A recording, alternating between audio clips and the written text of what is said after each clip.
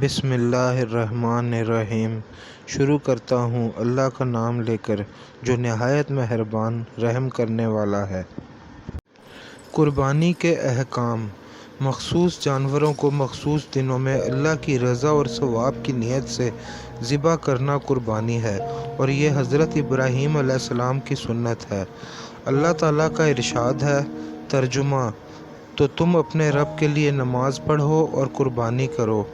حضور صلی اللہ علیہ وسلم نے فرمایا، جس نے خوش دلی سے طالب ثواب ہو کر قربانی کی وہ آتش جہنم سے حجاب ہو جائے گا۔ حضور صلی اللہ علیہ وسلم نے فرمایا، جو پیسہ عید کے دن قربانی میں خرچ کیا گیا اس سے زیادہ کوئی پیسہ پیارا نہیں۔ حضور صلی اللہ علیہ وسلم نے فرمایا، اللہ کی عبادت کے لیے عشرہ ذی الحجہ سے بہتر کوئی زمانہ نہیں۔ ان میں سے ایک دن کا روزہ ایک سال کے روزوں کے برابر اور ایک رات میں عبادت کرنا شب قدر کی عبادت کے برابر ہے۔ جب تم ذی الحجہ کا چاند دیکھو اور تم میں سے کوئی قربانی کرنا چاہے تو اس کو چاہیے کہ بال منڈوانے اور ناخن کٹوانے سے رک جائے۔